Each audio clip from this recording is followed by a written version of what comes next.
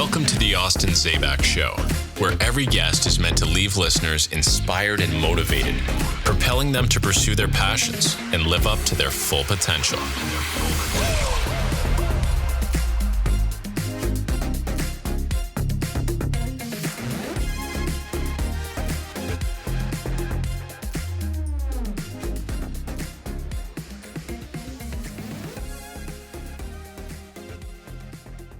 When was that moment where you knew, like, oh my gosh, this is going to be bigger than we actually thought? And we just rolled the dice and then just kept going. Wow. And ever since then, we haven't ran a door-to-door team and just stayed with traditional marketing. Run your company as if you're always going to sell it. Like, that changes people's mindsets. We spend about 15 to 20 grand a month on our camera system. I felt like my life was over in 2018 when he pulled out. We were $4 million in debt total on everything. Constructive criticism. Most entrepreneurs don't want to hear it because they're on edge already.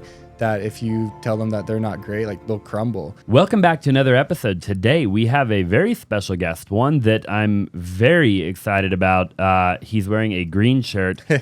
He's the owner of a company that maybe you've heard of called Green Mango, amongst many other companies. A couple of them you've exited already or gotten out of. Green Mango, I believe, we'll dive into it, being one of your biggest ones in terms of annual revenue. Again, I could be assuming you're right. there. You're right.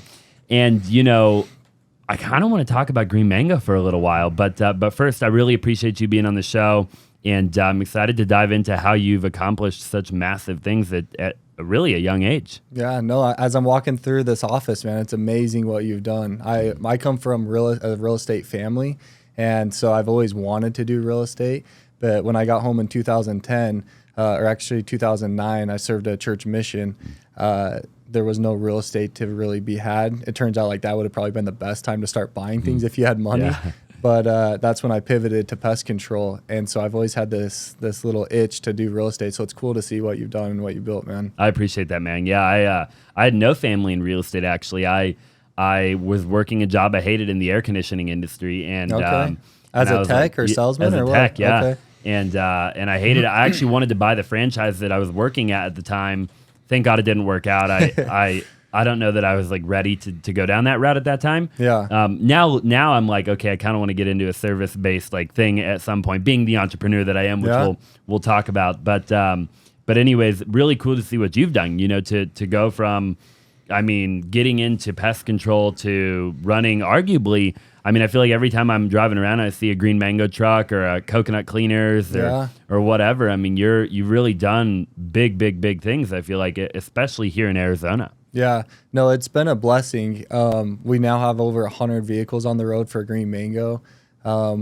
Probably top 3 largest pest control company in Arizona now. Wow. And it's all about the people, man. We've been consistent with our brand and the way that we advertise, and then hiring great people has been the key to our success, taking care of them. And it's just been fun to see, you know, what we're doing. And I know this is only the beginning too. We talked a little bit about my 5-year plans and the goals for that. And so it's a fun ride, but it comes with lots of stresses, as you know. Oh yeah, very aware. And I can only imagine, you know, having 100 people on the road just in that one company. Yeah. You know, and then the other things, obviously you're an entrepreneur, you know. When you got in, I'm curious, you know, when you got into pest control, did you ever have any idea that you would be where you're at today? No, I laugh. 2 years ago, we had this offer that was unbelievable. Like, it was, if you would have told me, hey, in 10 years from now, you'll get an offer and you won't take it, like, I would have just laughed in your face. And that's what's been cool, is because I just pinch myself every single day. The people that I work with, how big we are, the customer referrals, no matter what we do, how much money we spend on marketing, our number one source of new customers is customer referral. Wow. And we are the best service in Arizona. Our reservice rate is under 1%. There's no other company doing that. It's crazy. And that's because our technicians care. We have tri-block technology, which is the way in which we service the home. It's 3 massive barriers of protection. But most companies put like 3 to 5 gallons down on the house. We average 15 to 20 gallons because we know like that's what it takes to get a good protection around your home. Holy cow. When you started in pest control, like you said you started what year? 2010. 2010. Did you name it Green Mango right out of the gate, or did you rebrand at some point? No, so I can't take any credit for any of the marketing. I had a business partner that I started with that I just bought out actually last month. and he was the brains behind the marketing, and that was his zone of genius. And he came up with the name Green Mango at first when he actually talked me into pest control. And he's like, hey, I'm doing this with or without you, but I really want you to do it. I'm going to call it Green Mango. I'm like, that's the dumbest name I've ever heard, bro. And so it just grows on you. Yeah, wow, that's too funny. And it was just the two of you. You built it from day one. And was it you guys initially out driving around and doing the actual business, or did you hire people right out of the gate? No, so I was the technician. Dusty is my business partner. He probably one of the best salesmen I've ever known, and he taught me how to sell. I didn't know how to sell. Even though I served a mission, knocking doors, like talking to people about religion and trying to sell them pest control is just completely different. And it was fun, man. But the first 8 months, it was just him and I just on the truck servicing and selling, and then we hired a sales team and raised a little bit of money at that point, and that was kind of our journey of starting to grow. Yeah. And when you did that, like, was that kind of like a fork in the road? Like, we can either go raise capital and kind of go that route, or we can keep bootstrapping it. Like, how did you kind of in the moment? What were you kind of thinking about? Yeah. So in the LDS community, when you get home from your mission, it's really popular to get recruited for solar, alarms, or pest control. And when we started, like, that was our only way of really knowing how to grow, because that's what everyone else was doing. And so naturally, we're just like, okay, like, let's go hire our buddies that just got home from their missions and pay them. I forget it was probably like 30 or 40% of the first year's contract. Now it's north of 60%, but it's super expensive. And because we made that decision, we knew that we were going to need capital, because it doesn't cash flow the first year at all. Got it. Very interesting. Yeah. So you did that. You hired a sales team, and then you were still the technician at that point. We were everything, man. And that's, wow. I don't know how Green Mango survived, because like at night we were doing the routes, we were doing the billing, which there was probably multiple months where we didn't even bill our customers. We were running it off in an Excel spreadsheet. We didn't have a solid CRM. Like, some of the things when I look back on what we did, I'm like, I don't know how we survived. Wow. But yeah, I mean, in the mornings I'd run the technician meeting, get the guys off, come do sales training during the day, go knock from 3 to 6, and then, do the office stuff at night. Mm-hmm. And it was just crazy. It was a crazy time. But as I look back, it was like some of the best times ever. Yeah. So when did it really start to take off? Like, when was that moment where you knew, like, oh my gosh, like, we're really, this is going to be bigger than we actually thought? Probably 6 years in, we got off of doing door-to-door sales and we got into more traditional marketing. One of our biggest first breaks was going on and taking a chance on the radio. We went out, John Jay from mm-hmm. John Jay and Rich 24/7. Someone called us and was like, hey, John Jay's bug guy said that he can't come out for 3 days. Like, you guys need to go out there and like take care of him, and he'll talk about you on the radio.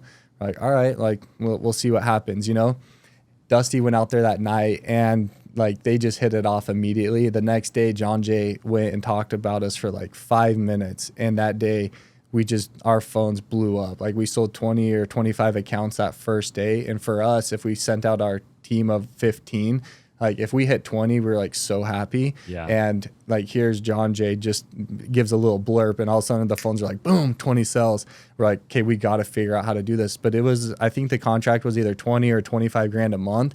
We didn't have that money, but we're like, okay, if we sell, 15 on average a day, $100 initial, like we should be able to afford it each month. And we just rolled the dice and then just kept going. Wow. And ever since then, we haven't ran a door-to-door team and just stayed with traditional marketing. Do you like radio? I mean, now fast forward to 2023. Yeah, we're still on John Jay and Rich. We still do radio. They're not all equal. And that's, I've started 5 other service companies, and we've tried to follow the same suit in what we did with Green Mango. And most of the time it doesn't work. Like, you just can't explain why things work sometimes and why they don't. Interesting. I wonder if it's the type of service that you're performing. I mean, like the avatar of the human being listening to the radio. I mean, could it be that? I don't know, because they're all homeowners, right? Mm-hmm. Like, they all of our companies were service companies. So we had a pool company, we had an alarm company, we had solar, windshield replacements, carpet cleaning, and pest control. So there's 6 total. I don't know if you know this, but the majority of the views that we get are from people that are not subscribed. So do me a huge favor and subscribe if you like the podcast so far. Smash the like button for the YouTube algorithm, and let's just go ahead and get back to the interview. What I loved about Green Mango and how it naturally grew is for 5 years before we got on the radio, like we just built it organically. So people were talking about us online. We were starting to get reviews. And then when we got on the radio, it's almost like pouring gasoline on the fire. Whereas the other companies, we would start the radio like 6 months in, and they just didn't have that much traction or that much awareness. And with marketing, as you know, like it takes 6 to 7 touch points before someone really, dives in. And that's, I think, who knows the answer 100%, but I feel like that's one of the biggest keys is that we had so many things going for us. People were already seeing the trucks. They were already had a solid customer base. We were already on Google. We already had solid reviews. And then boom, the radio is like just one more touch point to send people over the edge. Wow, yeah, very interesting. When thinking about, Green Mango, why at what point did you start some of the other service-based companies, and kind of what was the thought behind that? Yeah, so those first 6 years, like we weren't smart enough to hire other people. And so they were literally, 15, 16-hour days. And then all of a sudden we got smart and hired managers. And so like an 8-hour workday just seemed like I was being lazy. And I started to get bored, and it was like a really, like I use the word depression lightly because it wasn't like I have people in my life that suffer from depression. It was nowhere near that. But when you go from working a 16-hour day to an 8-hour day, you just feel this sense of like, I need to do more. And customers at that time were asking us like, hey, do you guys do this? Do you guys do that? You guys should do this, because they were loving our service.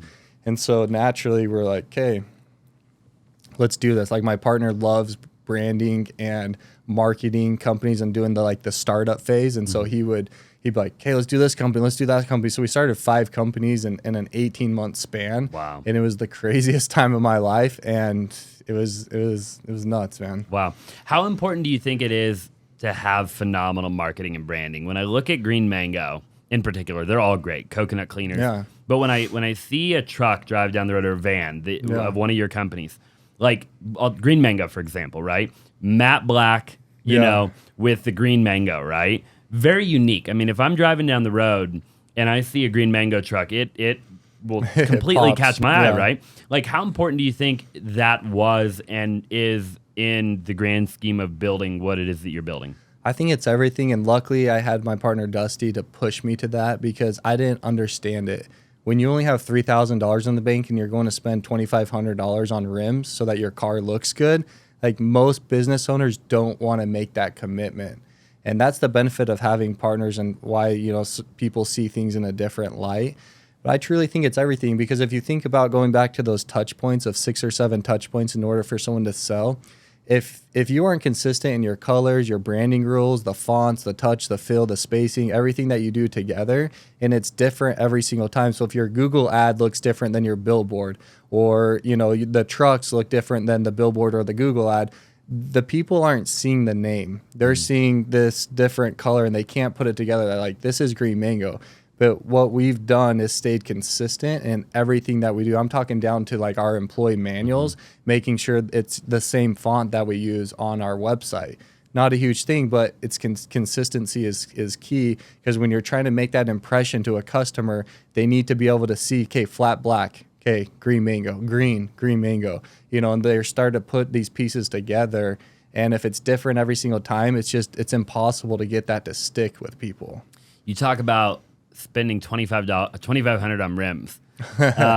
Very, very cool. Your truck, so maybe you can clarify for people watching that don't know, but all your trucks in Green Mango have custom rims on them. Correct me if I'm wrong. Yeah, all of them have 22-inch rims, which is just not normal for service.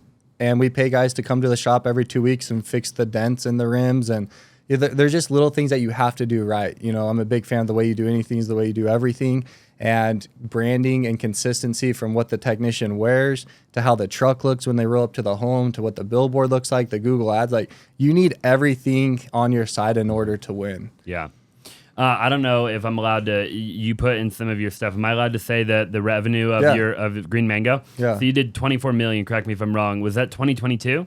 That's 2023 so far year to So date. far. So we'll probably do more. So you think you'll hit 30 million in 2023 with Green Mango? That's our goal. Yeah. I mean, well, that's our conservative goal to get to our 5-year plan, but I'm pushing my team to do another 10 million, which is about 11,000 accounts. So it's definitely obtainable. Yeah. And you want to get to 50 million a year at some point. In revenue, right? yeah, in 5 years. Within 5 years. So Yep. consistently every year, obviously, right? Yep. The goal, I think, is to get acquired that one particular company for roughly 200 million. I'm sure it's just a ballpark number. Yeah. So who knows, the multiples are always changing depending on what's going on in the marketplace. A lot of service companies, they'll sell on your EBITDA percentage or a multiple of EBITDA. And a conservative for who we are as a company that's not grown door to door, but organically leading with customer referrals and Google. Like a lot of companies sell for north of 22, 21x. So my 200 million is based off of a 15 multiple. So it's pretty conservative. Yeah. Talk to me about the differences. Well, maybe you can talk Green Mango. So are you just subscription based, or do you provide do you upsell? Is it a hybrid? Like, because and correct me if I'm wrong, you're the expert, obviously, in that arena. You've got kind of subscription-based over here, and then you kind of have service-based over here, and then you kind of have like hybrids, right? Where it's like a little bit of each. In just Green Mango? In general, I mean, like, Yeah. but I guess we could talk about Green Mango for a minute, yeah.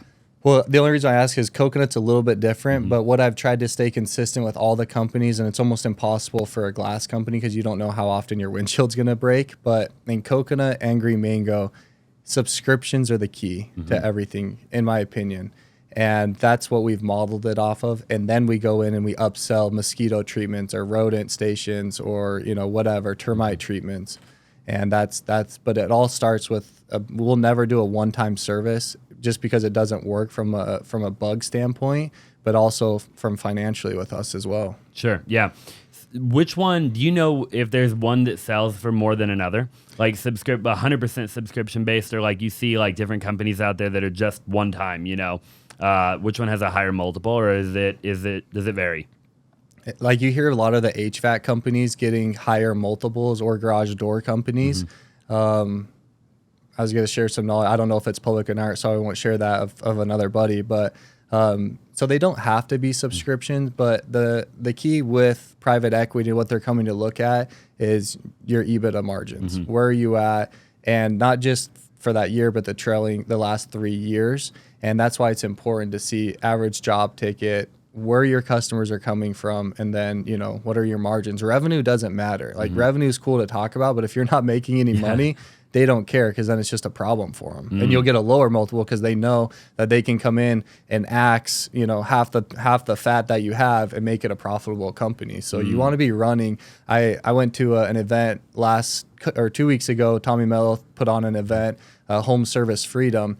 And it was interesting because I've never had this mentality, but I think it's smart, and that is run your company as if you're always going to sell it. And that changes people's mindsets of how they do it. Why don't people do that, do you think? Why do you see in the service industry so many people get in that are 50, 60 years old, and they're just in it forever? I mean, I feel like you see that all the time. They have no vision of ever selling or getting acquired. They don't build it that way. They don't act that way. They just wake up every day and... Yeah, well, I can only speak for myself, and I was in a standpoint of, hey, I'll never sell Green Mango because it's just a cash cow. Once you have the residual accounts, the subscriptions coming in, you have the right people, I could work as much or as little as I want, and they're going to get serviced, and that's just very enticing. But when I've changed my perspective now to say, hey, I'm going to sell Green Mango. I might not sell all Green Mango. I might just take a partial liquidity event in 5 years. But if I run it in a way of thinking I'm going to sell it, I'm going to run it differently and more profitable. And that's the key. Yeah. What are private equity firms looking for? Is there a particular margin that they're looking for typically in this type of industry, or do you have any knowledge of that? They're looking for the guys that aren't profitable so that they can steal it from you. Yeah. But in a service company, anything north of 20%, like, you should be pretty happy about Great that. margin. Yeah. Anything. Like, they'll pay you a decent multiple, and then they'll look at, okay, where the accounts come from, how sticky are they?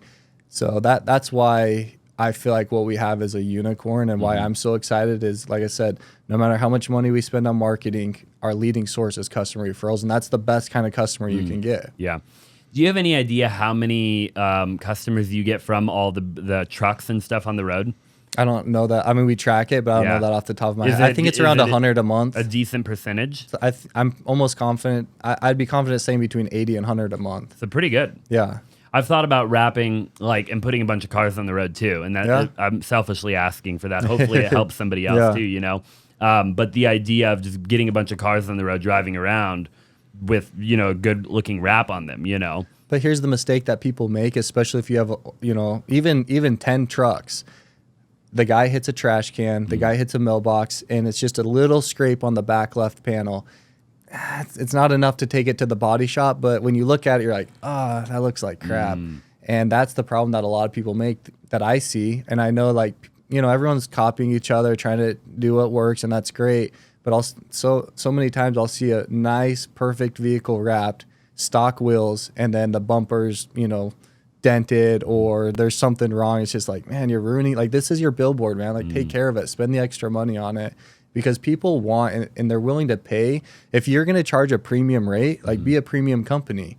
And you can charge whatever you want if you're going to be out there within 24 to 48 hours, and you're going to send a great technician that, makes you feel comfortable. Like, hey, you're here. I'm in good hands. Like, I got to go. I'll leave the garage and door open. Like, do what you need to do. Like, that's our goal as a company. Sure. Yeah. So fascinating. Why did you sell did you sell the pool company, or did you just walk away from the pool company, or can we talk about it? Yeah, no, I love it. I say it, and it's been like a hard journey since 2016, but one of my biggest wins, I guess, was starting all these other companies is the knowledge that I've learned and the education that I've gotten. But it's probably the worst financial decision I've ever made. But pools are a different animal. We were talking about it. You did pools. We sold to Poolman. Within 3 years, we became the second largest pool company in Arizona. Wow. And that's because there's a lot of one pullers. And going back to what I'm saying is that people want to pay for a great service. We weren't the margins. If I knew what I know now, I wish I would have just jacked up all the rates to what it needed to be and been willing to lose at most 10% of the customers, and then just would have been okay. It sounds so simple, but I was like, I just need to fire sell this thing because it was so hard to train technicians. It's science. Taking care of a pool is science. It is. And so when you're putting on 30 to 50 new pools a day, you're literally hiring a technician. I forget, they can do, is it 15 pools a day? Yeah, roughly 15 to 20. 20 is a lot. Okay. Like if you give one guy 20 pools to do in a day, they're jam packed. Yeah, so every 75 pools, which is a week's route, and you're doing them every week, you're hiring a technician. So if we do 50 new cells a day, which is what our pace was, we're like, you can't scale that. It's too fast. And then you got to train guys for repairs. And then it was just, with everything that we had going on, I couldn't give it enough time and effort and like figure out how to work it. So I wish I would have just slowed down, pulled back, raised the rates, but I didn't. I fire sold it, and Poolman has them now. I'm sure you still did great on that, and ultimately you get to focus on Green Mango now more. So hindsight's 2020 though, right? Right. Why is it so much easier to train pest control guys as compared to pool guys? I mean, the most science that goes into it is knowing how many ounces you need to mix into your tank. And other than that, you're just like, it's a lot easier, right? We can train a guy in about a week for a pest control tech. Pool guys, I felt like after 3 to 6 months, then they're finally starting to be comfortable to know what to do. So it's just challenging. If you can retain them that long. And exactly. And if they love it, guess what? They'll just go run their own route. Right. Because it's so easy to get it's easy to get 75 pools and be your own boss. But the cool thing about pest control as well is we don't have to hire as much. We go out bi-monthly. So don't you think that the pest control guys could just go start their own thing too if they really wanted to, couldn't they? I mean, when you think of the pool route, like, or not as much. The barrier to entry is extremely low. And this is the craziest thing about pools, and this, you don't need a license to be a pool tech. You don't, yeah. Like, so many guys were mixing chemicals in the back. We had a couple bad experiences in the back where, like, mushroom bombs are going off because they mix the, two The chemicals acid and the together. chlorine, Yeah, whatever it is. I don't know anything about it.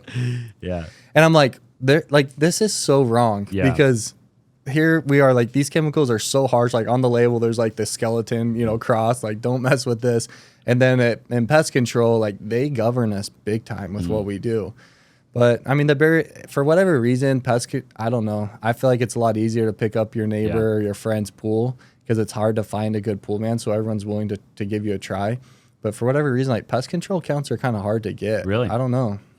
You though, I mean, talk about an impressive statistic. And you said in 3 years, you went from doing no pools to being the second or third largest. What did you say? The second, and pool man was the biggest. And that's because 90% of the market is we call them the one pullers. I don't know if that's what you guys call them when you're doing it, but like there's not much competition. Right. So I think we were at 4,000 pools and pool man was at 6,500 or something. And that was you got the to 4,000 pools in 3 years. Yeah. Wow. Doing just traditional marketing? Yeah. I think we got on the radio and then we did customer referrals and I mean, we weren't charging enough, so people were probably loving it. Why did you charge? And we had a sick truck showing up and a great technician. Yeah. Why did you charge such a low amount? Like, you talk about you should have raised the rates. Why didn't you just... How did you even get to 4,000 with them so cheap? Or like, why did you stay cheap? Well, we just charged what everyone else was. But the difference between us is like we have health benefits. We have a truck. We have a bunch of trucks. We have uniforms. We have all the overhead that it takes to really do a company right. So we can't charge the same as, the one puller that literally is operating out of his house with no office manager, no HR manager, no benefits.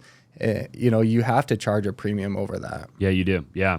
Very interesting. Yeah, it is fascinating, talking about the different industries. So let's talk about the coconut cleaner for a minute. Yeah, man. I'm curious about that. I've used you guys before. Oh, cool. On my couch. I've had a couple couches that we've used you guys, and they were great, by the way. Yeah.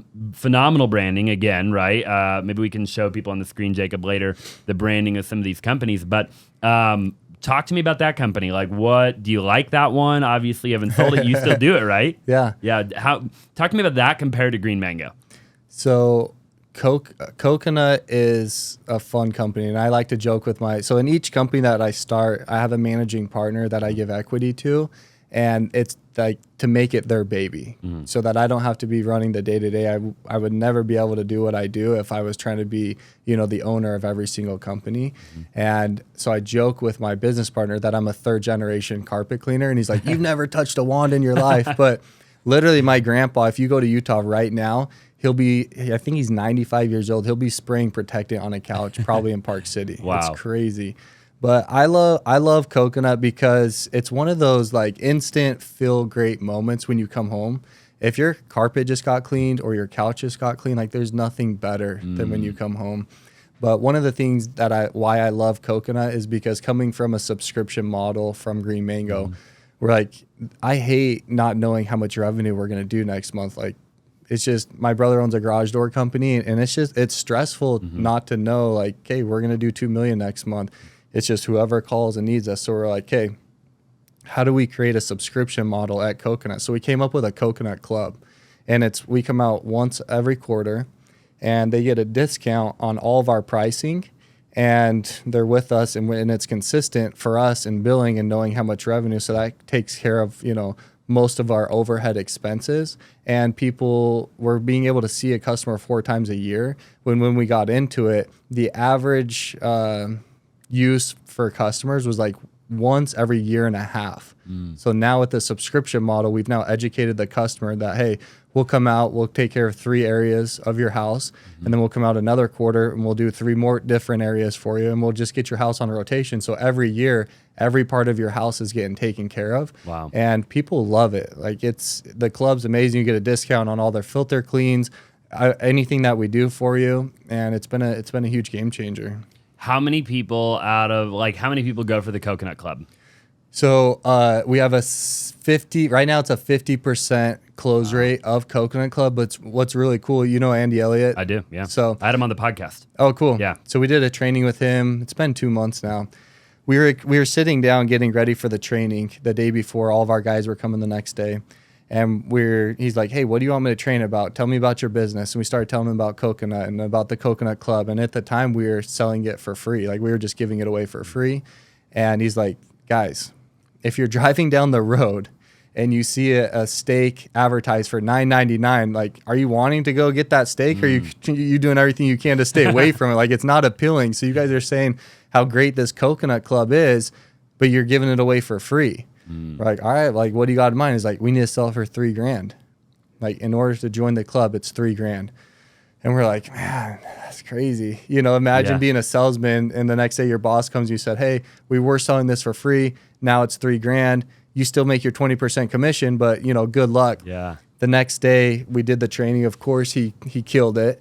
And it's made all the difference for us at Coconut. We're averaging about 5 coconut, we call them lifetimes, 5 lifetime coconut clubs sold for $3,000 a pop. And every week?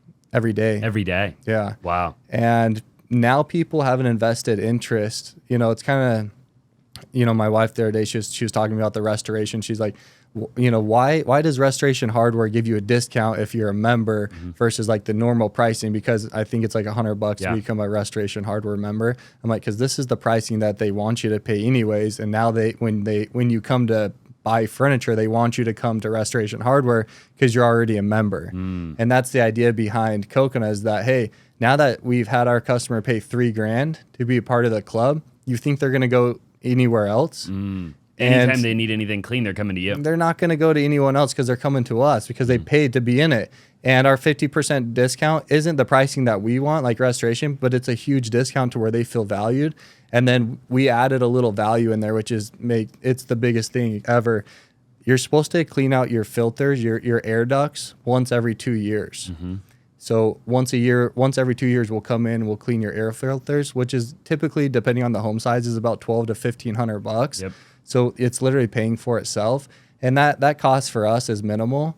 So everyone's winning. Yeah. It's a huge value add. I did air duct cleaning a did? long time ago. Yeah. You're probably skeptical on it, but it works, bro. Like all the new technology, like a lot of people that did it in the past are like, you're just moving around dust up there.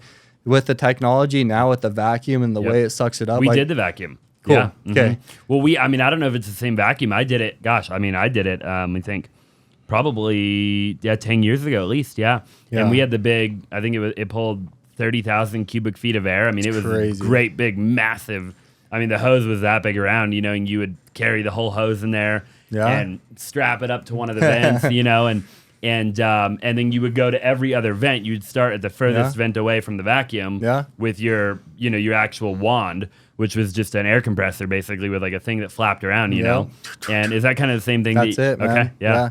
No, when I was building my house, I was telling my builder, I'm like, dude, I can't wait to clean my vents. It's a brand new house. He's like, you're not going to find anything. We tape all your vents off with plastic and tape. And, you know, so I had the guys come out before I moved in, and the bag was literally like this big. I bet. And just full of crap. I'm like, hey, man, you should do this on every single one of your houses. It's nuts. So totally. Yeah. And then they can get up there. What do you do when you're doing that and people want, do you have any affiliation with HVAC at all in terms of actually working on HVAC units? No. Okay. Have you ever thought about it? Yeah, but I'm not. I'm done, man. I had my journey of starting all these service companies. No HVAC in your future. HVAC, all right. No garage doors, no HVAC. Yeah. No.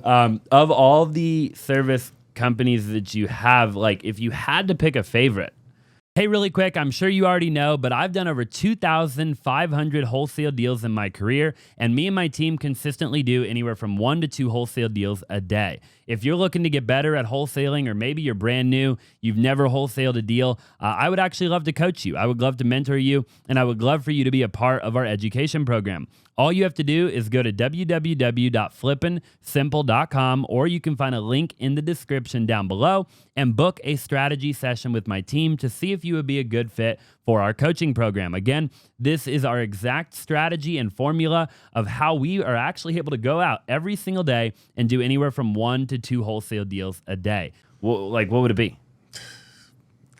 Probably Green Mango. I spend most of my time at Green Mango. It's always been the baby. You know, I joke about when we got started, you know, the way in which we ran it on Excel spreadsheets, just I don't know how we survived. And then when I pulled back in 2016, I thought all my managers and everyone were in place, and they did a great job. But I went from giving it 100% of the time to maybe 10%, and like just how it just kept running and stayed in business and thrived. Like, it's just crazy. It's just my baby. It always take care of me, man. So talk to me about your location in Chandler. You said you have 2 locations now. yeah, so Coconut has to operate. They're about 2 miles down the road. Our building, Green Mango and Agave, operate in that one building. And we bought the land half a mile down the road. We bought 3.5 acres. But I've been on the edge of building. My goal is to have one big building and have all the companies be in one place. But just with the cost of real estate right now and interest rates, I decided to hold off. I should have done it 2 years ago. It was like $7.5 million to build. Now it's looking like $10 million. And I'm just like, ugh. So I'm holding off right now, still renting, which drives me nuts. But yeah, I mean, we about 2 rent miles too right apart. now, and I hate it. Yeah, and we're adding on. That's when I think about like the real estate and the cost that you're paying for this location. I'm like, dang. Terrible. But and we'll be, I mean, we're not nowhere near as big as you, but after we build the new addition, we'll be in like 11,000 square feet. Cool. At, I want to say 39 a foot. Dang. Yeah. What are you guys down there a foot? So it's about $20, Yeah. but we have 20,000 square feet at Green Mango, and then Coconut's 6,500. Yeah. And is there a reason you have to keep them separate, or you just keep them separate strictly due to what No, we I were just don't talking have the about? space. Yeah. If I could bring them all together, there's been so much. I used to be the guy, and we were talking a little bit before, like, I didn't want to share the revenue numbers. I didn't want to share the EBITDA margins. Because I just felt like guys would, they're making all this money. When in reality, it's like, okay, then there's interest payments, there's rent, there's all these things that come off of it. So I was skeptical to share numbers, but I don't know what your target audience is, if it's service guys. But one of the things that has been a huge game changer for me is sharing all my numbers with my team and just being completely vulnerable. Because when I'm vulnerable and share the bigger picture, they can help out of how to accomplish that goal and what we need to do. And that's why I'm wanting all the companies to come together, because the more that they can see what we're doing, the numbers that we're doing and talking about it, like the better we are as a company. I love that. Talk to me a bit more about that.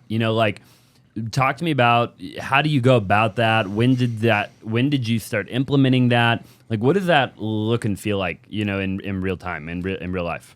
Yeah, it's been a process, and even today, like this was I told you, like Tommy's been being a mentor for me, and one of the things I couldn't figure out is it's so frustrating when you're the owner and you have over 150 employees, like trying to catch the guy that just got hired, trying to help him catch the vision. I didn't know how to do that. How do I get him to hear me without going to spend time with that guy? Because I don't have the time to do that. Yeah. Tommy's like, bro, I need you to come to our monthly meeting. I think they call it Bring the Fire. And they get up there. It's about an hour-and-a-half meeting. Every single manager presents what's going on in their department, shares their KPIs, highlights anyone in their department, and just like shares everything about the company. And I went to that 3 months ago, and I was like, this is the answer. So for the past 2 months, we've done that. Today was our second one, and I can just see like the sparkle in people's eyes when they see, okay, our cancellation rate is this, our reservice rate is that. They do track this. They do track, our contract values. They, and they know what we're tracking and paying attention to. They do track overtime, and not only they track it, so I'm gonna make sure I'm on my game, but they're acknowledging these people that have high sales, that have low reservices, and like I'm part of this team, and they value me, and that's been a huge game changer for me. And sharing the numbers with now not just my managers, because up until 2 months ago I would just share to my manager meeting, and they help. Like we've moved mountains the past couple of years, and what we've been able to do and numbers that we've hit. And to give you an example, we were at a 22% EBITDA margin 2 years ago. I started sharing the numbers. This year we just hit 32%. Wow. Nothing else has changed except for sharing the numbers and letting them see like what we're doing. And that's the value of it. When insane. 10% on 24 million, it's huge. It's massive. Yeah. And talk to me about like building that culture that you talk about, and the team and the managers, and Like, when did you really start to get in the groove? Like, what were some of the mistakes you made early on in actually scaling and getting to that kind of level where you had kind of multiple layers of people and managers and everything? Yeah, so one of the greatest things that I didn't go to college. I just started pest control. Green Mango was my first job. I never worked for anyone else. And so like, I didn't know anything. I still don't know much, but in 2016, I called my dad and I was like, hey, like they're just like everything's going pretty good. We're about, at the time I didn't know, but it's like, I'm about to start 5 companies. Green Mango was doing great. Something's missing. And he's like, you need to hire this life coach, Mark Fournier. And so I invested into him. He's over $100,000 a year. And once a week, he coaches you on business, on life, on everything. And at that point, like he really started to enlighten me and open my eyes of what it meant to take care of people, how people should be managed. And I don't know if it was him or if it was a Navy SEAL book that I was reading, but they talk about, the power of 7, meaning that you don't manage any more than 7. So if I'm looking at the Navy SEALs going into like the craziest, circumstances, like how many people can they manage at a time? And they're saying, hey, you have more than 7, someone's going to die. And I look at that in business as well. So at that point, I just said, hey, for every 7 people, we have someone over them. And it cost me a ton of money. So when I think about culture and I laugh, people always say like now we have an amazing culture. We didn't used to, but they're like, I want to have your culture. I want to do what you do. And the answer is you can do it, but it's going to take a lot of money from management to the parties that you have, to the awards that you do, and the ongoing training that you have with your people. And if you can do every single one and afford that, like you will have a great culture. But it's probably the hardest needle to move, but the most rewarding. For sure, and the most like sustainable. When you think about sustainability and looking at the future of a company, we have a great culture too, and we're about to do a big Christmas party in a few weeks, and that'll cost a bunch of money, and like and I'm always trying to like. We're bringing a bunch of casino dealers in and having. Oh, we're doing that theme too. Yeah, cool. And like I'm always like very similar to you, trying to figure out like, okay, how do we completely stand out from everybody else, and where people really. When you look at a lot of the people in my office, when you walked in, a lot of my companies, so they're 1099. Okay. They don't have to be here. Like technically, I mean, now some of them are definitely W-2s, quite a few, but when you think about like, but they show up every day and they want to be here, and it's just a great culture, right? Yeah. And I think a lot of people miss the mark on that. You talked about you didn't used to have a great culture, and now you do. If there was like one thing, if you could just narrow it down to like, for somebody watching maybe, like one kind of realization that you had that moved that needle, what would that one thing be? Yeah. So for me, we were constantly burning through technicians, through office. And so my mind was always on recruiting, no matter where I was. I was at a Diamondbacks game one night, and I was in the Dutch Brothers line. And there's this girl that I was like, you can just tell when people get it. I'm looking at this girl. I'm like, she would be powerful. I'd love for her to come work for me. And I didn't have anything to offer except for higher pay. Like my culture was crap. Cool. We have good branding and all this stuff. But when I tried to recruit her, my pitch was all about how much more money she's going to make. And she turned me down. She said, hey, I make minimum wage here at Dutch Brothers, but I stay because of the culture. And it's a little greedy of me. And so I was like, hey, if I don't have to pay that much, but I can have a great culture, like I'm winning. So like, that's the answer. Like you can have a great culture, and I'm not saying go pay minimum wage, but if you have a great culture, like people want to be there, not because of their pay. They need to pay their bills, but they'll be there because of you and who you do and what you are. And I get to talk to a lot of service companies like that do $1 million, $3 million. And a lot of people are like, dude, the budget just isn't there to go do these extravagant parties. And that's okay. As long as, like, one of my favorite books is The Carrot Principle. I don't know if you've read it before. I haven't read that one. So it talks about the importance of acknowledgement and understanding people's why. And so whoever's listening, if you don't have money for do these extravagant parties or swag, just care about that person. Like make that person feel appreciated, and listen to them, not just about work things, but about personal life. like they will be bought in, and you don't have to spend the money. If you have, once you get the money, everyone appreciates a good party and those little things, and you can go extravagant. We probably went overboard. We're going to cut back a little bit this year because it was like, hey, like we want to be the best culture. And, you know, we were spending 10 grand a month on DoorDash for people just buying them food. And it's like, I don't think that moves the needle. We're going to pull that back a little bit. We were having quarterly parties that were 15 grand a party. It's like, okay, maybe we do once a year. So there's a diminishing return with everything. But where it comes down to, what I'm focusing with my people is, hey, you don't need 2 grand a month for, you know, your spiff budget to go take people out. Just sit down and talk to them like this and make sure that they're okay. That's all that people really need. Yeah, it's so powerful. You know, for anybody watching, I mean, it's like golden nugget after golden nugget. And I know I'm very grateful. I know anybody watching is going to be very grateful that you are now willing to be open and vulnerable. And I love that you made that transition into being open and vulnerable, because I think we live in a day and age where like we can truly change people's lives by sharing with the camera, right, and with the microphone, and people's lives will be changed. So I greatly appreciate you kind of talking about that. I want to talk a little bit about like attrition and hiring, and like where do you talk about trying to get somebody at the Diamondbacks game, right? You know, when you talk about like, I guess your early days and then even coming into today. And I'm not sure in the service-based industry, I was sharing with you a bit before, we bring on a lot of people from my social media. Okay. We're starting to go more the traditional route of hiring for the higher level roles, like we're building a media company, and not everybody I can find through my social media anymore. Yeah. Or at least not right when I want them. Right. But I'm curious, you know, where do you find some of your best employees that stay the longest? Is it through church? Is it, I mean, where have some of the best ones come from? It's crazy, but Indeed is like our best platform. Really? And of course, you know, not a customer, I want to say customer, but employee referrals.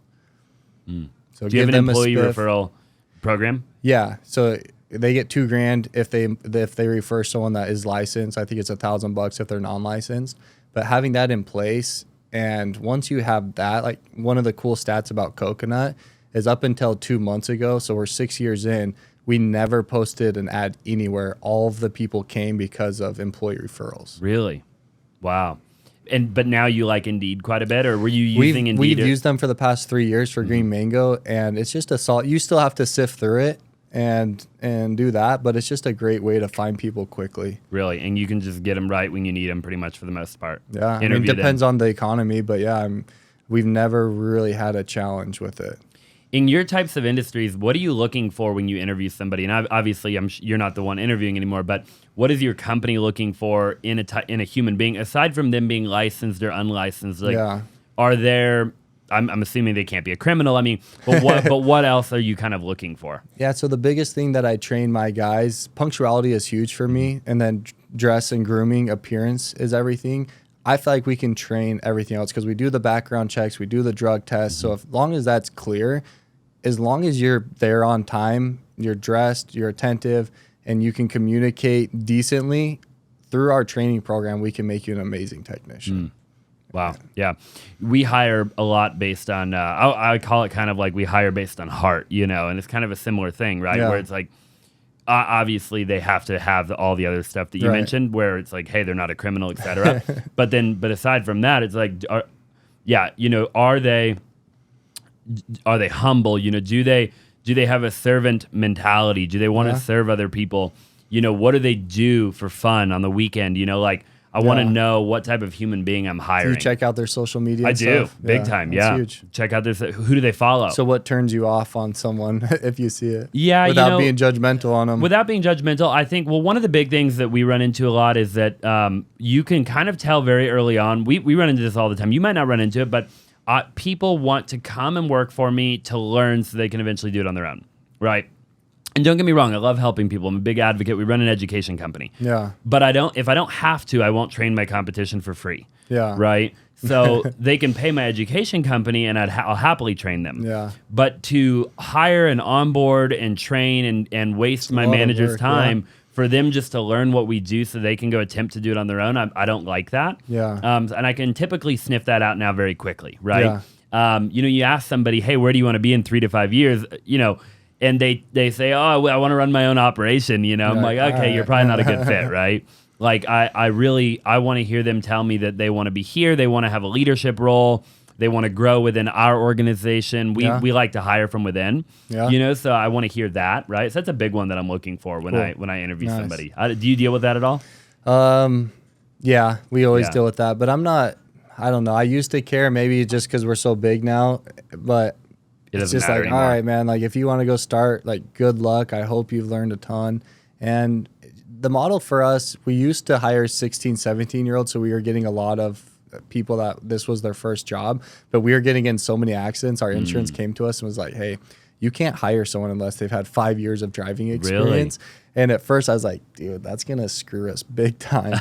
But it's been the greatest blessing. And we added cameras in our trucks. But that's like, that alone has elevated everybody. But if they want to go start their own thing, cool. Like, good luck. Doesn't even matter anymore. Yeah. And we're kind of there too now. Yeah. We've had a lot of people leave and they'll come back.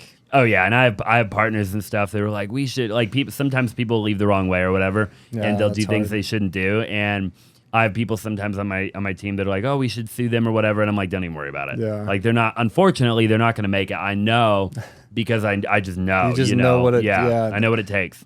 Yeah, that's the frustrating thing, and everyone's got to learn their own lesson. But people, if you're a technician or an office, you see 30% of what goes into running a company. Yeah. And people just think, oh, I'm doing all the work out here as a technician. Like, I got this. And they're just wrong. Yeah. Well, you brought it up, so I'm curious. Talk to me about the cameras in the trucks. I think that's a fascinating thing. Why did you do that, and what does that enable you guys to be able to do?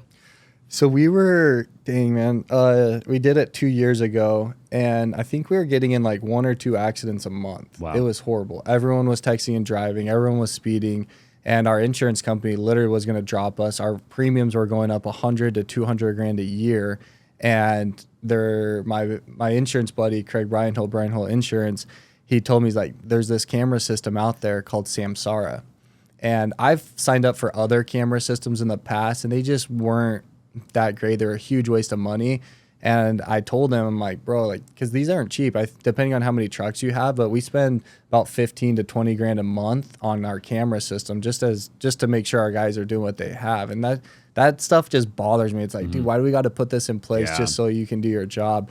But what's cool about it is it's saved us, because there's a lot of people that target service companies too. They'll pull out in front of you and just, like brake check you or hit the side. And it's basically like the technician's word versus this person's word. And most of the time the service companies lose. So we've had so many times where the camera, because it's a camera that faces outward and a camera that faces inward. So they can see like if they're drinking soda or eating, like, which they can't do, texting on the phone. And it basically yells at them and tells them to put it down and then notifies their manager. But we've maybe had 2 accidents this year since we've had the cameras. Like, it's dropped completely. And have you had any, how do the technicians, what do they think? I'm sure, obviously it doesn't matter, but I'm just curious. It does matter, because I want them happy, and I hate it. Like, it's not fun, but I'm a huge believer that any policy that you implement, if you help people understand the why, then they can believe it too. And we approached it not only, hey, this is to help you guys, hold you guys accountable, to not text and drive, to pay attention, but also it's going to save you guys, so that when you're in a situation where they're accusing you of cutting them off or doing whatever, like, it's going to save you. And that's probably happened at least 10 times over the past 2 years, where we've gotten out of lawsuits because we had the cameras showing that, hey, this person's literally like lying right now. Wow. Yeah. So powerful too. It's crazy. I can only imagine. And it's just recording all the time. Yeah. It's crazy. The memory, I don't know. It's weird. I don't get it, but it's cool. It's all going into the cloud or something. Yeah. In real time. Yeah. Yeah. It's kind of wild. I drive a Tesla, and you can turn on like Sentry mode, and it'll record, but I haven't really played around with it too much. It's crazy. I'm like, pretty cool though, right? It's awesome. Yeah. So talk to me about some of the hurdles in growing in a service-based company. Like, if somebody is watching maybe, and, I know you do a lot of training and stuff. From what I can tell, you speak to people and kind of teach people from what I can gather. What are some of the biggest mistakes that people make when trying to start any service-based company in general? I think from the very beginning, people have this scared mentality of getting off the truck. And that was one of our biggest struggles, is that when you start, you're trying to wear all the hats. And then when do I pull back? And my philosophy now is that you need to be able to do every single department of your company so that you can speak to it. I love when a CSR tells me that something isn't possible, and I can go to her and tell her, like, I literally lived your life for 2 years. I was on the phones. This is possible. If you didn't have that experience, then you can't speak to that as the owner. So I encourage any type of owner to work in every single department and know how to do it, but don't spend too much time in there. As soon as you can hire someone and then go make the company 2 times the profit that you were being the technician or the CSR or the customer service rep, then hire and replace yourself for that and go move on. Yeah, very interesting. And do you think a lot of people get in and they are the tech? How many people do you think now in 2023 make money somewhere else and then they get into an industry like this just with the intent of selling, and they never are the tech from day one? They just get in to build the company. I don't see it very often. Really? Yeah. Yeah. I wonder why, just because people just don't have that vision? Or, yeah, I don't know. Yeah. Most of the people that I see are doing under $3 million. They can't get out of being a technician, or they can't get out of being the office manager or whatever it might be, and they don't know how to level up and scale. Why is that? Is it just fear at the end of the day, in your opinion? I think it's fear and just not knowing what to do. Like our school system, they don't teach you anything about entrepreneurship. It's not encouraged. It's encouraged to go out and get a corporate America job, make 80 to 100 grand a year, and be done. So what I love and what I try and do, like I have my nephews, they come in and do like an internship with us twice a week on Tuesdays and Thursdays. And I have them rotating between every single department, learning that skill and understanding what it takes to do business. And mentorship is huge. I told you I'm hiring Tommy right now as a mentor. And that's because he's walked the path that I want to walk. I'm, 24 million is great, but it's nothing compared to, he'll do $64 million in EBITDA. Wow. That's insane. So he knows my path. So there's certain things that he can teach me of what to do between 24 and $50 million. And when you have a mentor and a buddy that can help you and support you and guide you, like that's everything. Not a lot of people have that in life. You've probably ran into that as you've talked to people that they just don't have those people that can guide them, and it's sad. And that's why what you're doing with sharing these stories and the podcast and being able to have so much content out there about business or about culture, about accounting, like that helps people, because people's support system isn't very strong at all. Yeah, it's terrible. It really is. And it is really impressive that you didn't go to college. You went right into Green Mango. But again, you've invested so much money along the way of hiring people, right? Yeah. So in a way, you kind of you paid your own tuition to your own kind of version of your own college, which I've done too. And I didn't go to college, and I've hired a lot of mentors along the way, and I've partnered with some of my mentors in the past, and I wouldn't be where I'm at today. Very similar to you if it hadn't been for me reinvesting all the time. Yeah. At some point, you're going to pay the price, right? Whether you go to college and learn whatever you can, or you do it like we've done, you're going to pay for your mistakes that you didn't, because of what you didn't know. You are. And that's why I love mentors that have been where you want to be, because if you can talk through it with them, they can help you on a lot of those mistakes. Like I could help someone that has a suffering pool company right now, or a business that's about to go under. I can help that because I've been through it now. Yeah, for sure. Yeah, you could tell the pool guy to raise his prices a little bit. No, I'm just kidding. I've actually thought about getting into the pool industry again. You should, man. I know everything about the pool industry. My grandpa still, so it's funny, you say, was it your grandpa in Utah who's still doing the couches? Yeah. So I grew up with my grandpa and grandma in Gilbert, and my grandpa owned a pool company, which is how I got into pools. That's crazy. And so he's still doing pools. He's 85. Yeah. And him and my grandma, I'll bet you right now, they might be off by now because they're running like part days now, It's crazy. But every day they go out and they're the technicians. But that's what I was talking to you about earlier, and it was always crazy to me. And I think I was just too young to because I got out of my pool cleaning company when I was probably 17. I started really young, Dang. I didn't sell it or anything to some big company. I sold it, but I didn't make a ton of money. But, I think I got out of it because I watched my grandpa not get out of it. And I was like, why? But I was too young to really understand private equity and like building a bigger thing and all that. And I saw my grandpa just like working. And it was like cool. On one hand, he had freedom, like Yeah. he technically could do what he wanted when he wanted. Yeah. But on the other hand, he was just as handcuffed to that as anybody else, And Right. I was like, well, what the heck? Like, why am I building that? And at the time, it didn't make any sense. And I got into real That's estate, funny. At But 17 years old, you saw that. That's cool. I did, yeah. And now looking back, I'm like, man, like, and that's why I was asking you. Maybe it would help somebody else. But for me, like we run 5 real estate companies, a media company, etc. Like I could technically just go start a pool company. Yeah. Like, and I wouldn't have to ever be the technician again. I mean, I could if I could show people how to do it. Yeah. But and you could just start it and bootstrap it from day one because you could just fund it from all my other crap. Yeah. Which is kind of what you did with some of your companies, right? I mean, if you think like you had Green Mango, etc., and then you were like, okay, we'll go start this thing over here. And correct me if I'm wrong, you probably had some capital that you already kind of were making from one. You could kind of put it toward another, right? Yeah, so we had an investor that invested in all the companies, but then he backed out in 2018, and that's when it was up to me to fund and do all the things. And why did he get out? I don't know, man. Like I think that there's speculation, but I don't know. Like it's a crazy gray area. We met with him about every quarter. We just walked in one day and started showing all the numbers. And at this time, we were about a year in.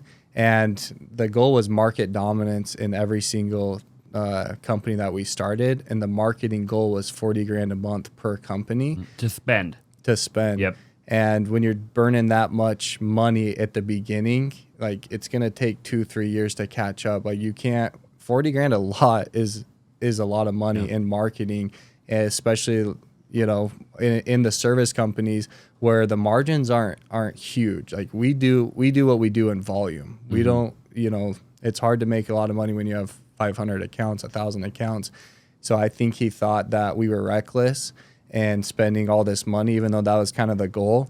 And I think he had bigger things to do. And so he pulled out. And with our agreement, after a certain investment point into each company, like we were liable for that money. And that's where I felt my life was over in 2018 when he pulled out. We were $4 million in debt total on everything. Wow. And it was just kind of like, wow, like what are we doing? And that's when I talk about like fire selling the companies that I felt like were taking too much time and didn't have, the opportunity that some of the other ones could. So that's when we got rid of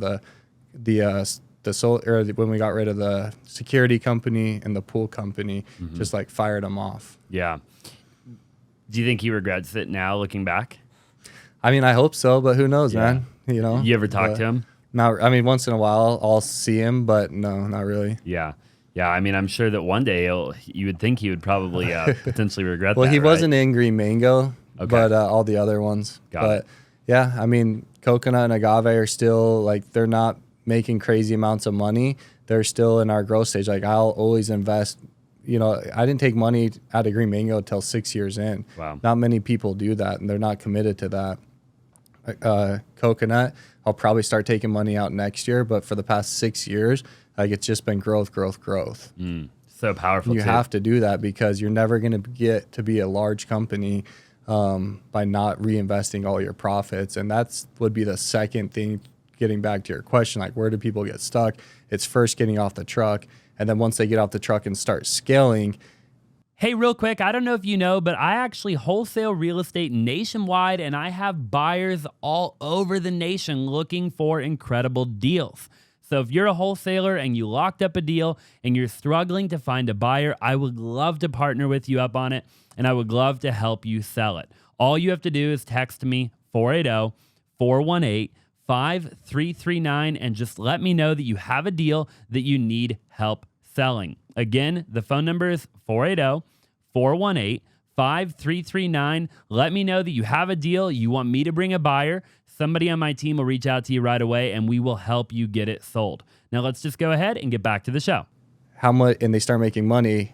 Most people, when they get a chance, will take out $200,000 a year because, that gives me a little comfort. That helps me live a great lifestyle. But dude, take out 80 grand, feed your family, and put 120 grand back in the company and keep growing, keep growing, keep growing. So powerful. Yeah. Yeah, you got to keep reinvesting, especially as a young entrepreneur. You know, there's so many young entrepreneurs watching that, like, you got your whole life ahead of you. You don't need to make 200 grand right away. Right, yeah. And it's really hard, man, because all your friends might have a corporate job where they're making 120 grand a year and driving the nice car or have the freedom, and you're, you know, making no money, working till 10 o'clock at night, and you're like, dude, I got to keep up, or I got to go out to dinner with them. Like, that's real, you know? So if you can just stay focused and keep investing into the company and believe in yourself and keep, you know, I talk about sacred rhythms, keep on your sacred rhythms, then like you'll make it. Talk to me about sacred rhythms. So sacred rhythms, I forget the author, but it was a book that Tommy had me read called Sales Boss. It was one of the best books that I've read. And in there, he talks about sacred rhythms, about, you know, something like a habit in a company is a rhythm, but once it becomes sacred is once you've done it for a certain amount of time and nothing gets in the way. So for example, you know, I love my ice baths. I do my ice baths every single morning. And for a while there, it was just a rhythm because there were some days that, you know, I would let something get in the way and not do it. But once you consistently do it for a certain amount of period to where it's like, it's going to happen, then it becomes sacred and nothing gets in the way no matter what. And that's what I try and teach in business. In business, there's so many sacred rhythms that you need to create within your organization through systems and processes where your managers and your key people know, like, this is a non-negotiable. We don't break this. We do it no matter what. Wow. And that's where, you know, like you're saying, oh, if I was like, when you talk about, oh, I'm an investor, I could just set it and forget the pool model. Like, that can work. But where I've gotten burned is that I'll create a system and process in place and have a human element, a person checking on it. And that human isn't always perfect, or he might become buddies with the technician underneath him and give him his bonus no matter what. So what I'm working on now is either taking the invested party out of it or having some type of AI or, you know, computer check that system and process, because, you know, one of my favorite quotes is people do what you inspect, not what you expect. And that's so apparent to me in business now as I'm trying to scale and do all these big things, that you have to have someone inspecting every single little thing. Yeah, it's so true. Or else you'll just get screwed. Like, people, and that's the thing, when you're going through a bad economy or something's going hard, like, your employee's going to maybe stay clocked in for an extra 30, 45 minutes a day. It doesn't seem like that's a big deal, but that adds up. Big time, yeah. Wow, it's such a golden nugget. Talk to me a little bit about going nationwide. Have you ever thought about it, or like franchising or anything like that? That's funny. So we opened up 3 different states for Green Mango, and we built them up, sold them off. But coconut, we were forced into franchising 2 years ago. We had our 4 top guys that basically came to us and said, hey, we love coconut, but we want to be entrepreneurs. We don't want to work for you guys forever. We would love to take coconut to other markets, but if not, and that's not your model, we understand. We're going to be your competition. We were like, oh, man. So we got it. We went through the FTD. I can't remember the exact amount of money, but it's really expensive and almost a year process to make your company compliant and go through all the packets, what's needed to become a franchise. And we've sold 4 franchises in the past year, and we just sold 4 more last month. Wow. So we'll be at 8, and they're 50 grand a pop and then 10% royalty a month, and they get like everything that we have. And then our agency, our marketing company that I was telling you about, they can use us or they don't have to use us in their markets. Some people, 2 of the 4 are, 2 of them aren't. And the 2 that are, like, they're killing it. They're already doing over 160 grand a month. And that's phenomenal. He's only been in Utah since, I think, January of this year. It's insane. So. Your marketing company, like, why wouldn't they use you? Because you're getting them in, like, radio, TV. What all do you do for them? Well, we present different strategies that has worked for us here and let them kind of choose. We recommend what we feel like would work, but we kind of let them choose. And it's just how people are, you know, like, some people want to go through their own grind and not listen to the people that have been there, and some guys want to follow, and some people think that they can do it better. So yeah, what will you do for them if they go with you? I mean, what are some options, I guess, that they have? So we'll handle everything. We'll handle the call center. We'll handle the calls for them. We'll handle all their digital assets. We'll manage all the Google ads. I mean, from top to bottom, everything to where basically they just have to worry about making sure the home is serviced and taken care of. You do all that in house? You built that all, right? You have the call center. Do you outsource it? No, I'm very passionate about having all that stuff in house. Got it. And what does that look and feel like? When did you build that? Why did you build it? Did you ever delegate that out? No, I think at our alarm company, I tried to use it for after hours because that was new to me. And when you get someone answering the phone across the country with no invested interest, they're not going to have a good customer experience. But as we've grown, we've just scaled it out, we've just modeled it and, just continued to grow and made it work. So and you just have a big phone room somewhere. Mm-hmm. Full of people? we have a similar setup as you. Like, I love the open concept, and so between the two offices, that's our model. Are those hard roles to fill for you guys? No, not typically. Yeah. High turnover? No. Really? Yeah. We pay more.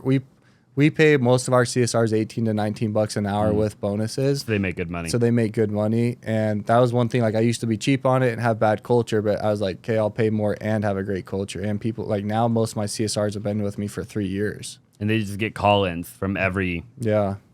And Green Mango separate. We're talking about the cocoa. Green Mango is just Arizona now. Got it. Yeah. But Green Mango, you leverage that same call center for your Green Mango. For all the other states that we had, we do it here in Arizona headquarters. And you just have everything scripted out. They get trained on whatever company they're handling. Yeah. I mean, it's basically the same except for just knowing the territories. Mm-hmm. Yeah. So why? Yeah. I love how you vertically integrated everything, right? Like, it's fascinating to me because in a very different way, but very similar way, I've done or am doing kind of what you're doing, and to where I have, all these companies, they're all vertically integrated. They all kind of in some way, shape, or form benefit one another. Mm-hmm. If you really like drew it out on a whiteboard, Yeah. But you're definitely a little bit ahead of me, but it truly is like very fascinating, very inspiring too. Do some of your people? Thank you. Do some of the people work for like multiple companies, or everyone just in their one? Most people are just in their one. Yeah. Okay. There's I can. Most are just in their one. Yeah. Cool. Yeah. They all kind of have one role. I guess at one point we were playing around with some roles where they were kind of working for like two, but it can be difficult, Yeah.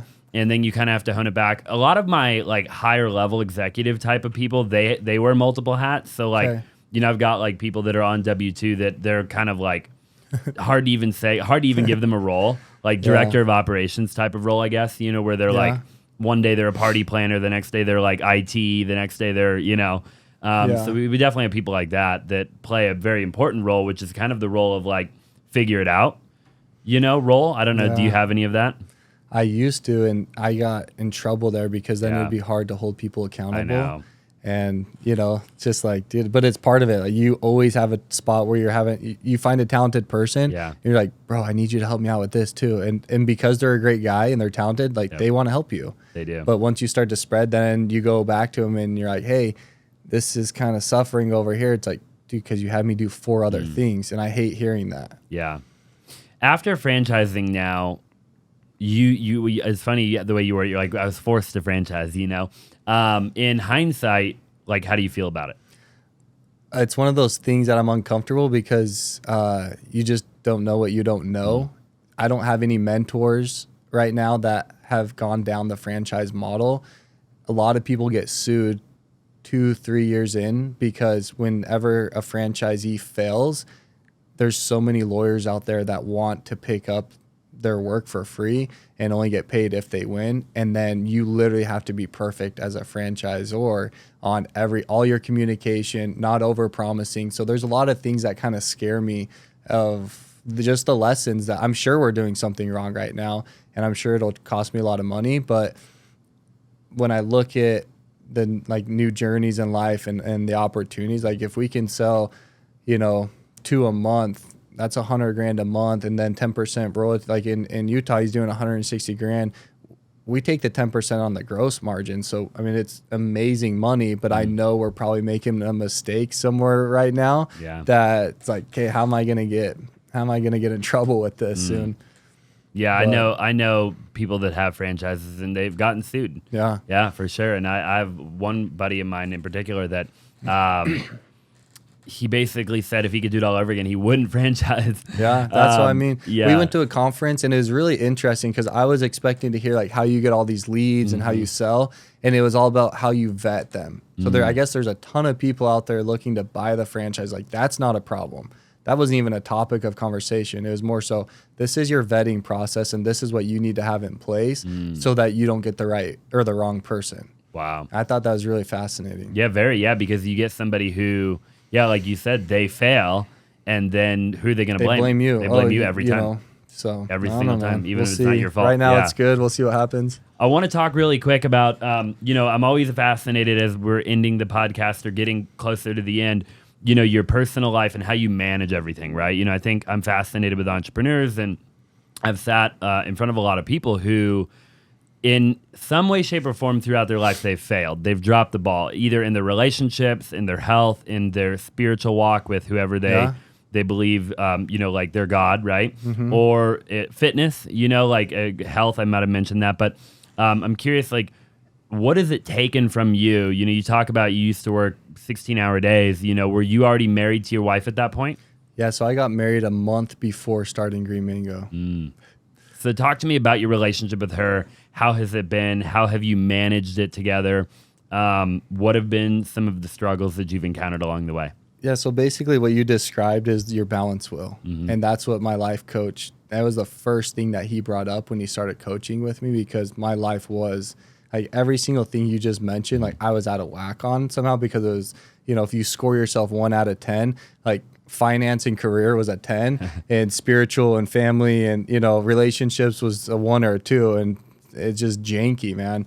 And like, it takes a conservative effort to understand that in order for you to be your best self at work, like you need a balance with everything else. In so much that it's better to be a 2 or a 3 in every single area rather than like a 10 over here and a 6 over here and a 2 over here. And because when you have that balance, you're just more consistent and you're happier. And that's what I found. I'm not perfect at it at all, but assessing myself probably two times a year. I wish I did it quarterly. I need to get into a better sacred rhythm on that. But the more you can assess yourself and see like, okay, I'm weak here, I need to do better, like you're going to become a better person. But luckily for me, I've had a lot of friends, a lot of people that I've seen kind of go through what I have, and plus dealing with the stress at home. And I tell my wife literally every single day, and I've been on like a kick on it the past 6 months, because I've just told her, I'm like, I'm so grateful that I don't have to deal with all the stress at home. And like she takes it all. Wow. And because of that, I'm able to focus on work. And I told her, I'm like, if I had to deal with the stress at home and work, like it would probably break me. And I'm just like, she's been amazing. And a big part of that's helped out the past 5 years, I would say, is just the communication and being on the same page with, why am I working so hard? Like, what's the next step? Why am I wanting to get there? And the first, 7-8 years, I wasn't great at that, and I still can be better. But communication is key, making sure you're both on the same page and making sure you have a supportive wife or girlfriend or whatever. Is if you're going to be an entrepreneur, like you have to have that. Because I've seen the business partners that haven't had that, and they have to deal with the work stress and family stress. Almost all of them get a divorce. It's crazy. It's so powerful, so true. I've interviewed a lot of people who've been there. You mentioned you're better off being like a 4 or 5 or whatever in every area, as opposed to a 10 in one, a 4 in another, a 2 in one, a 1 in the other. I've never quite heard it put that way, and I'm smiling because everyone, yeah. I tend to agree with you, right? Like, but why then do you think so many entrepreneurs struggle with that? Like, if it's so simple in theory, right, to talk about it, then I've interviewed over 100 people. A lot of very, very highly successful people, and a lot of them have failed miserably in what you're talking about. Yeah. How come, in your opinion? I think it's just discipline, and because every entrepreneur cares about money, so their focus is going to be on money. But then every entrepreneur that focuses on money works too much, eats late, they become fat, and then they're unhappy. So if happiness is the end goal, which is what most entrepreneurs think, if I have money, that solves everything, I'll be happy. And I've never heard any rich guy say that that's solved your problem. Like that wasn't the true happiness.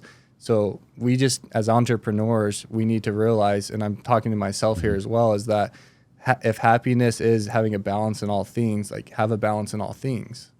Yeah, just like actually it's do not it. money.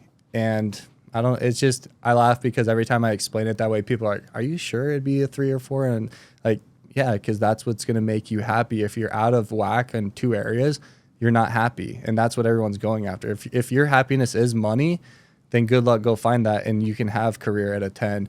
But I guarantee, like, you'll wake up and say, I'm not happy. Yeah, 100%. Yeah, I've never interviewed anybody, myself included, where because we all think as entrepreneurs, I think that we call it like the destination, right? Like the end goal will bring happiness. But the problem with that is that it's not true. And the reason being is because the moment you get to that end goal, the goal changes. Something else. Yeah, there's something else. Yeah, so you're never there. Yeah. So it's a never-ending goal that we somehow convince ourselves that we'll get to this like final point, which is always moving, right? And then, and so then therefore we never live in the moment. We never enjoy the journey, right? So it's like that old cliche, enjoy the journey, right? Yeah, which sucks to hear. We hear that and we're like, we don't want to hear that, right? Yeah. We want to get acquired for $1 billion or we want to whatever, right? Not realizing that even if we accomplish that, we would just end up with a bigger goal, right? Especially entrepreneurs. I mean, we're kind of wired that way. You talked a little while ago about going from 16 hours a day to 8 hours a day, and you kind of had this sense of like, whoa, like what am I doing with my time, right? Right. And I've been there, where I delegate a bunch of stuff that I used to do. Yeah. And then all of a sudden I'm like, wait a minute. I need to do something. I don't have anything to do, And then you almost like kind of feel like crap. You're like, am I like an imposter? Like, am I like not doing anything, No, I love and that. We battle it as entrepreneurs, and again, I definitely don't have it figured out, but I feel like I have the knowledge, but implementing it can be difficult. Yeah. For sure. That's why it's great. Like one of my favorite quotes is show me your friends, I'll show you your future. Because if you have a good support system around you, like they can call you out on, hey man, you're out of whack over here. You're not doing this. And like not like once again going back to most people, like they don't have that support system. They don't have people to call them out. And a lot of entrepreneurs, including myself, and I feel like I've gotten better since my coach, but like a big part was putting down your ego and listening to what your people have to say about you, like constructive criticism. Most entrepreneurs don't want to hear it because they're on edge already. That if you tell them that they're not great, like they'll literally just they'll crumble, and because they can't hear it. Wow, it's so powerful. Yeah, so true. How important do you think it is to have a phenomenal or pick the right, I guess you could say, spouse?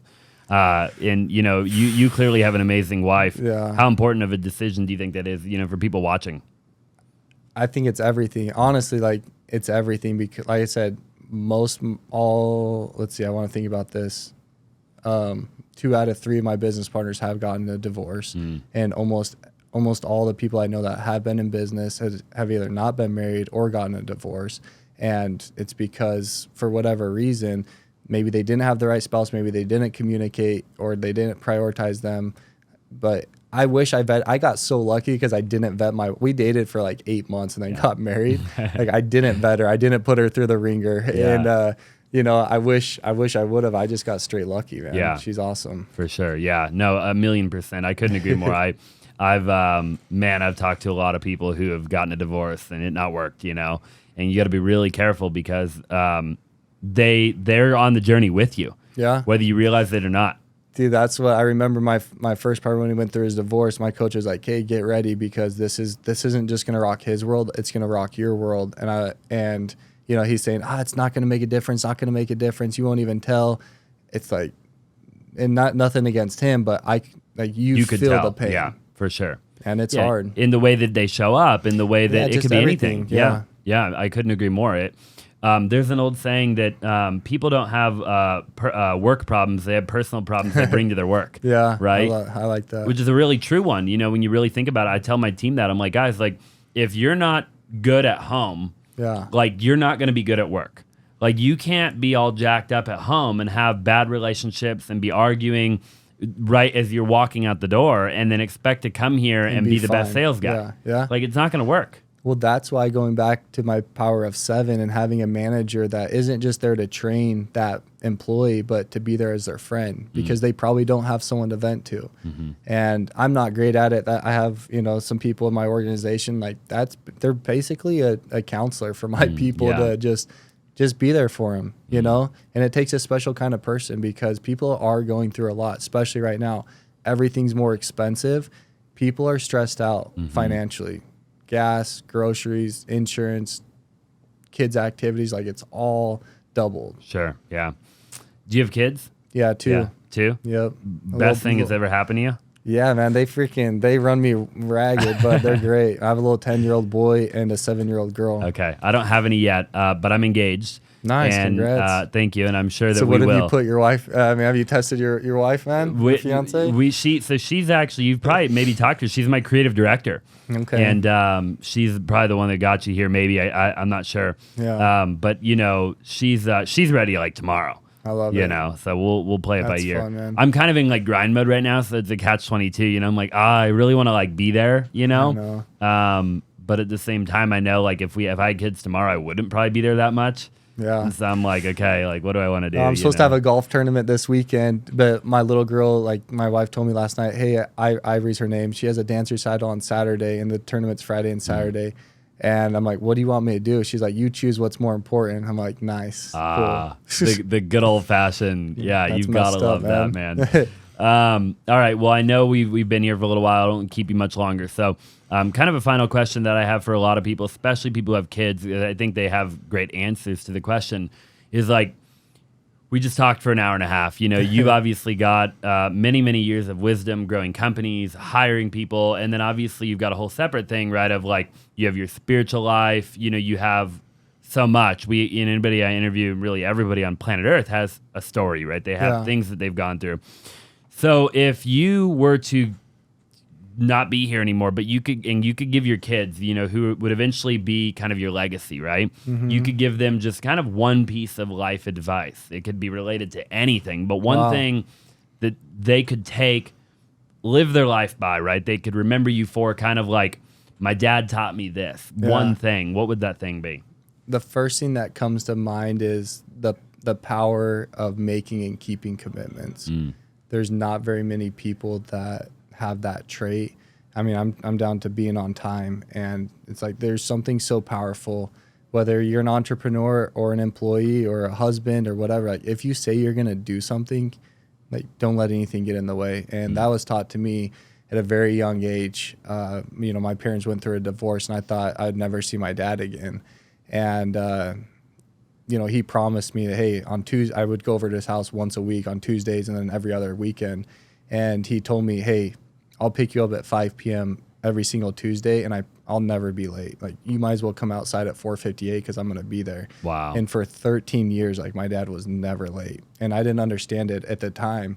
But now, I know that if my dad says he's going to do something, there's nothing getting it in the way.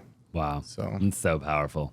So much so that if he's not there at 5:01, you're calling the police. Yeah, something's going on. Because you have that much faith. Yeah. No, like it was cool because I just actually was teaching my little boy this principle.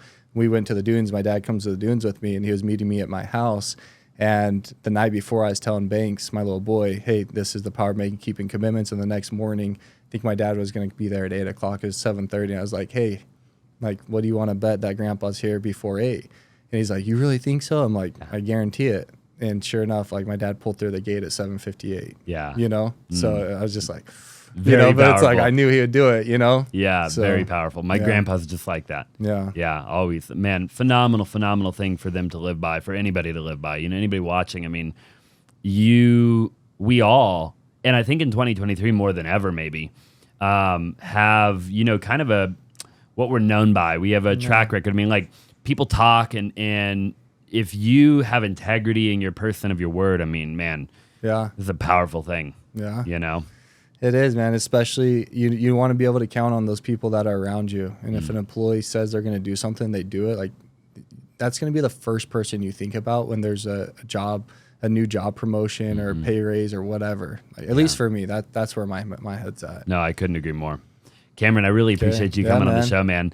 Where can people find you if they want to look you up or get a hold of you in any way? So the best way is probably Instagram. It's Bawden, Bawden. Bawden. I love that. And any underscores, anything weird, cool. That's it. I'll put it all down below so people have that as well. Really appreciate you being on the show, and I know you. it'll change a lot of lives. So Thanks, thank man. you again.